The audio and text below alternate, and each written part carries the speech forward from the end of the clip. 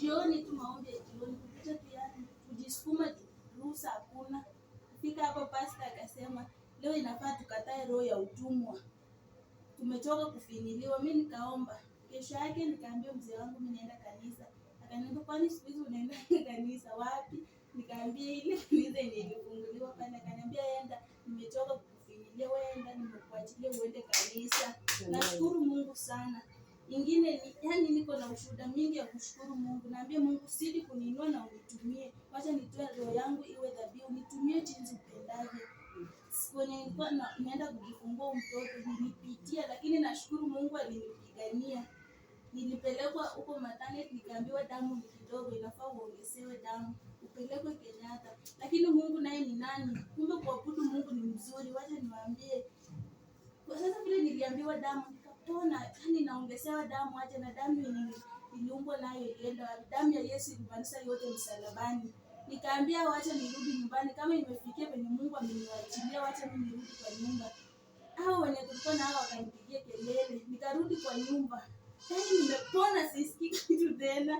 Nikakuja nikalala, hadi nikafunga mlango, hao wote wakae nje.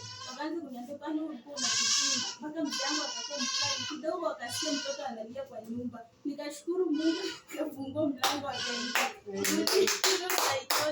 Wakashangaa na kwanza kuniambia kwani unaenda kanisa gani? Nikaambia ni lini itajulikana Mungu wako? Kuanzia leo, yani ningependa kuambia kitu kingine inafaa utumie lazima ya mbinguni. Mtu usikubali kufinyiliwa, tumie lazima ya mbinguni ndio Mungu ajulikane. Ni hayo tu. Hata niimbe wimbo moja.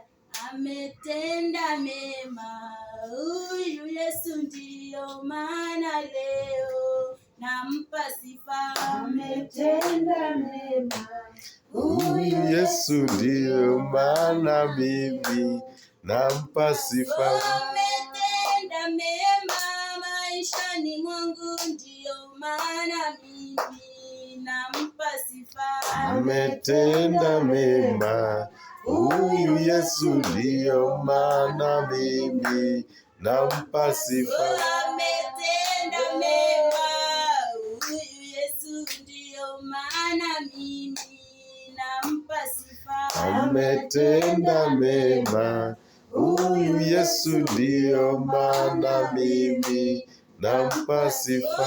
Ametenda huyu Yesu, ndio maana mimi nampa sifa. Ametenda mema huyu Yesu, ndio maana mimi nampa sifa.